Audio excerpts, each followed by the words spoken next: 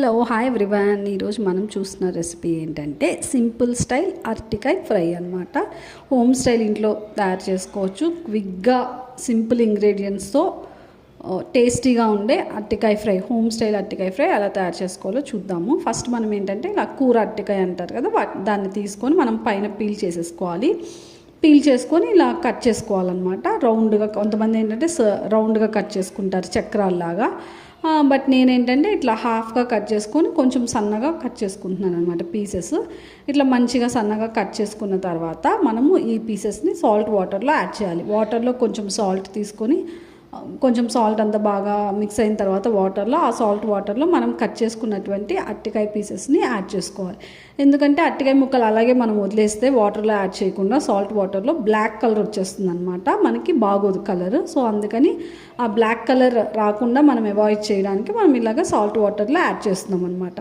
Salt వాటర్లో ఇలా add చేసుకొని ఒక 5 minutes అట్లా పక్కన పెట్టుకోవాలి. ఈలోపు మనం ఒక ప్యాన్ పెట్టుకోవాలి. నేను ఇక్కడ క్యాస్ట్ ఐరన్ ప్యాన్ తీసుకున్నాను. ఇదేంటంటే కొంచెం మందంగా ఉంటుంది, మనకి ఏదైనా ఫ్రై ఐటమ్స్ చేసేటప్పుడు అడుగు మాడదనమాట. సో అందుకని నేను ఇది తీసుకున్నాను. ఇప్పుడు మనం కొంచెం ఆయిల్ యాడ్ చేసుకొని, ఆయిల్ హీట్ అయిన తర్వాత తాలింపు గింజలు యాడ్ చేసుకోవాలి. సాయి మినపప్పు, పచ్చిశనగపప్పు, ఆవాలు అండ్ అలాగే జీలకర్ర, తర్వాత కొంచెం కరివేపాకు యాడ్ చేసుకొని కొంచెం ఫ్రై అయిన తర్వాత మనము సాల్ట్ వాటర్లో డిప్ చేసినటువంటి అరటికాయ పీసెస్ని యాడ్ చేసేసుకోవాలి. అంతే, సింపుల్ ఇంగ్రీడియంట్స్ ఇందులో. తర్వాత మనం ఉప్పు, పసుపు యాడ్ చేసుకోవాలి. ఇందులో ఏంటంటే తాలింపు గింజలు, ఉప్పు, పసుపు, కారం, అంతే.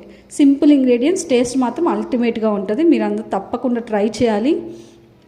చాలా quick and easy and tasty recipe అనమాట.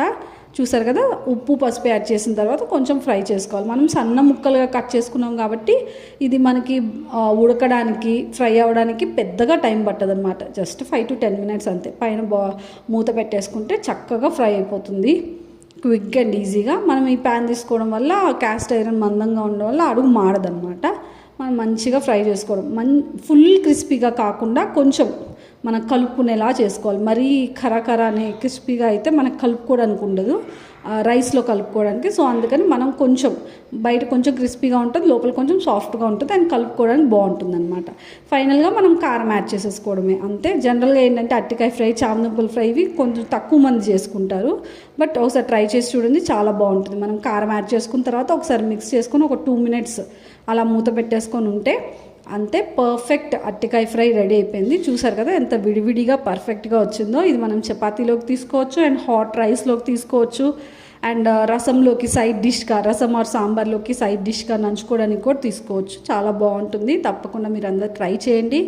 Please subscribe to Alekhya's kitchen Indian recipes for more videos. Thank you so much for watching. Bye.